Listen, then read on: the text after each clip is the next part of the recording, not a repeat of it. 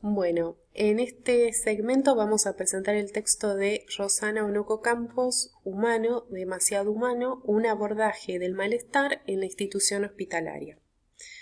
Cabe decir que este texto es muy útil para aquellos y aquellas profesionales o personas que se dedican a trabajar en el área de salud, más específicamente en hospitales, pero también como futuras y futuros profesionales de la nutrición, les va, les va a brindar algunas perspectivas orientadoras sobre lo que hace la psicología institucional y en qué tipo de mecanismos se va a fijar en su trabajo.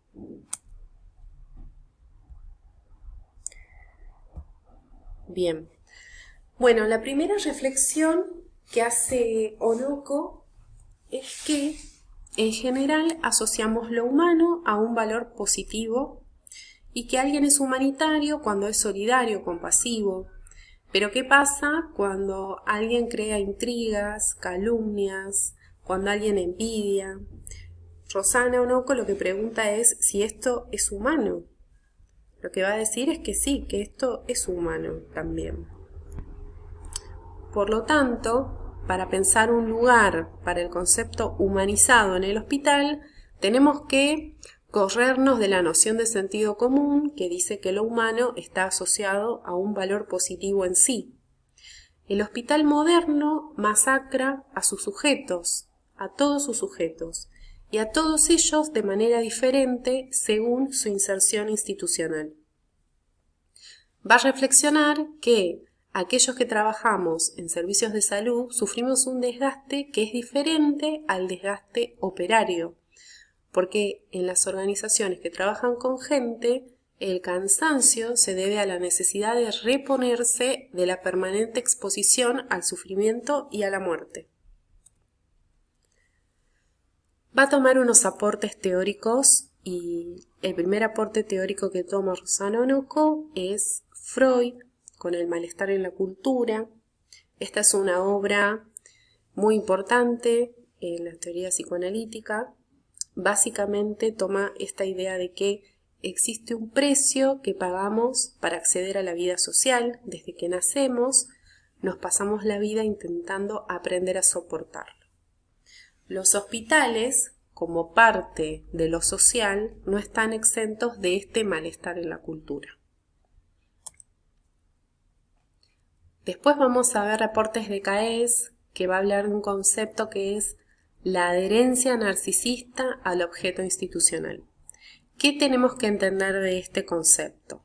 Lo que quiere decir es que nos estructuramos como seres humanos por nuestra inserción en una institución.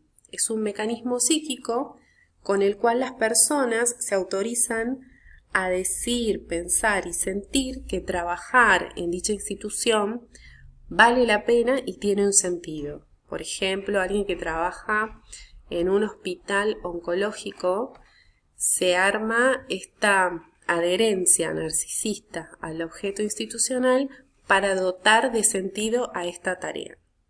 A través de este mecanismo, las personas se sienten parte de la organización.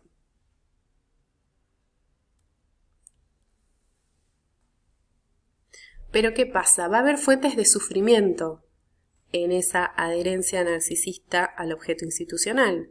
¿Y cuáles son esas fuentes de sufrimiento? Bueno, CAES va a nombrar unas cuantas. Tengan en cuenta que no les vamos a pedir que profundicen en el significado de los conceptos psicoanalíticos que pueda haber de parte de CAES, pero sí vamos a ir explicando brevemente de qué se trata cada fuente de sufrimiento. La primera va a decir que es la salida hacia la ideologización y va a dar como ejemplo el comportamiento ideologizado, que son discursos que impiden que problematicemos o analicemos qué es lo que estamos diciendo. Luego va a hablar del sufrimiento de lo inextricable, que es una especie de efecto en el cual pertenezco a la institución, pero al mismo tiempo tengo una falta de sabiduría sobre quién soy, en el sentido de que hay como una especie de disolución de la propia persona en tanto pertenece a esa institución.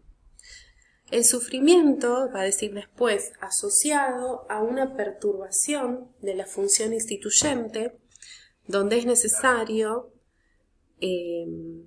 ver que toda organización tiene una mitología, o sea, hay una historia sobre cómo se origina esa institución, y si esa historia tiene una falla de alguna manera, ya sea porque es demasiada historia o porque falta historia, esa mitología institucional va a ser fuente de sufrimiento, porque está fallida. Entonces, ¿para qué nos sirve tener esta mitología institucional o esta historia? Porque así vamos a saber para qué trabajamos, para qué luchamos y para qué sufrimos en la organización, va a decir Caes. Después va a hablar del sufrimiento relacionado a obstáculos para realizar la tarea primaria. Por ejemplo, instituciones de salud y educación que de alguna manera tienden a defender a las personas de su propia tarea. Y da como ejemplo que hay muchas horas que se gastan en actividades no destinadas a la asistencia. Por ejemplo, ingresar datos en una computadora, llenar formularios, pasar planillas. ¿Qué pasa con este tipo de tareas? Que hacen que la persona, en vez de dedicarse a la asistencia a las personas que necesitan atención médica, por ejemplo, se dedican a estas tareas.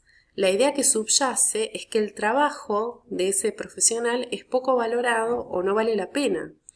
Entonces, este contexto que favorece que la autoestima quede debilitada. Otro sufrimiento está asociado a la manutención del espacio psíquico. ¿Por qué?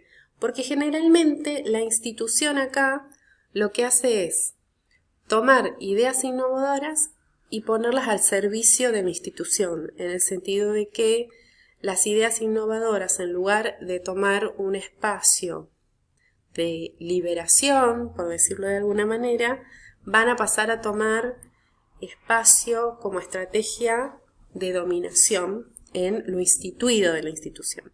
Quizás es un poco difícil de explicar, invito a que hagan preguntas, así podemos ahondar un poco más, pero en esta presentación vamos pasando por la lectura a grandes rasgos y luego les pedimos que nos hagan las preguntas de lo que no entiendan. Los aportes de Winnicott. Bueno, Winnicott también fue un psicoanalista. Él va a hablar de fenómenos transicionales.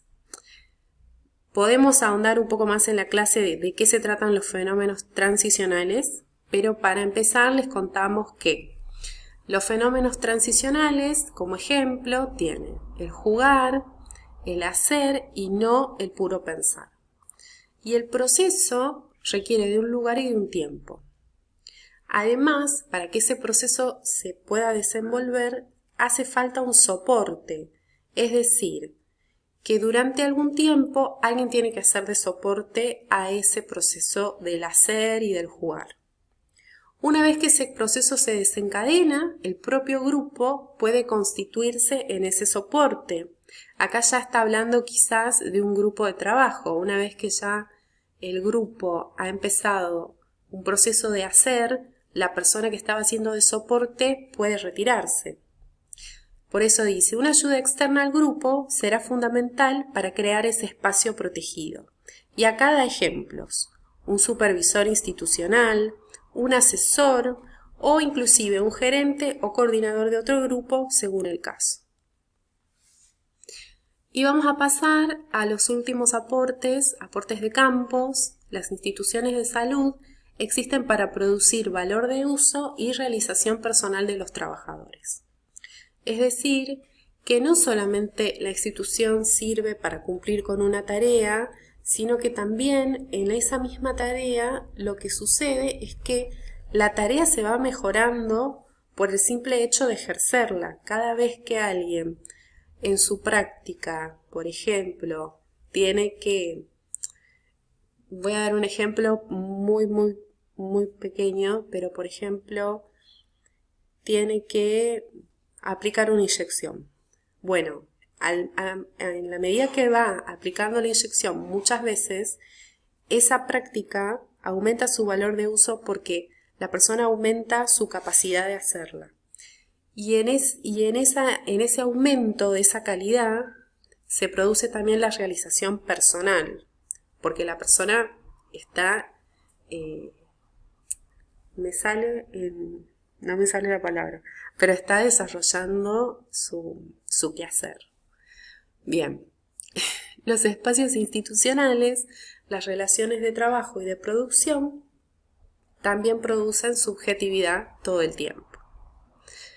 Bueno, Campos propone el concepto de clínica ampliada, que es muy interesante porque es una clínica que rescata las dimensiones subjetiva y social de los pacientes o de las personas. Una clínica del sujeto. Rosana Onoco va a hablar de problemática institucional en este sentido, porque la organización produce activa y estructuralmente dominación, alienación y control. Recuerden a Martín Baró, por ejemplo, cuando hablaba de la dominación. Esto también sucede en los hospitales. Esa producción instituida puede y debe ser estimulada para producir otros sentidos, para producir creación, solidaridad, amistad, etc. Se va a proponer lo siguiente, que es necesario desenvolver no solamente dispositivos, sino también arreglos que estimulen la producción de autonomía, creatividad y desalineación de manera permanente. Y a continuación va a dar un par de ejemplos. Arreglos posibles. Presten atención acá. El primero es el apoyo matricial. ¿Qué quiere decir? Que va a haber un soporte especializado que va a existir como apoyo matricial y va a estar desvinculado de las líneas de mando. ¿Y cómo es el ejemplo concreto? Una enfermera que enseña técnicas de enfermería, que hace formación en servicio, pero ella no manda, no elabora horarios de trabajo, ni organiza las guardias ni los francos. Es decir, la persona que está aprendiendo en este caso, de esta enfermera, solamente recibe la capacitación, la parte técnica, pero no tiene que recibir órdenes. Eso le da un tinte muy distinto a toda la cuestión. Después está el equipo de referencia, que está fundamentado en la importancia del vínculo entre personas, prefiero llamarlo así, y profesionales.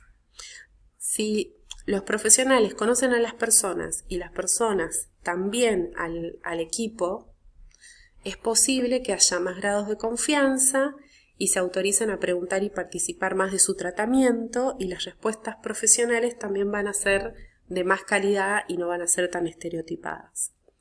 Y da el ejemplo de que no va a ser tan estereotipado esto de decir a la persona, bueno, no estás un médico, venga mañana a las 7 de la mañana, y no sabemos ni siquiera quién es el médico de la persona. Bueno, dispositivos. Acá no conceptualiza a fondo dispositivos, pero simplemente les dejamos la idea de que el dispositivo va a ayudar a subvertir las líneas de poder, es decir, existe para que las jerarquías por un momento queden suspendidas. Y esto pasa en los cursos, en las capacitaciones, en las supervisiones, en los grupos y en la planificación de proyectos.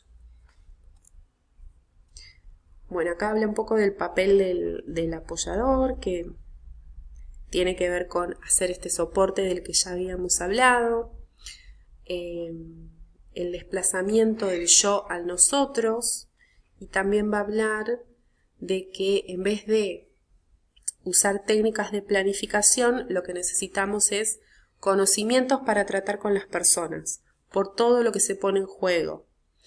Y como conclusión va a hablar de la interdisciplinariedad como el jugar, que es también haciendo y no solo pensando. Una actividad en la que el hacer es constitutivo y que requiere de un lugar y de un tiempo.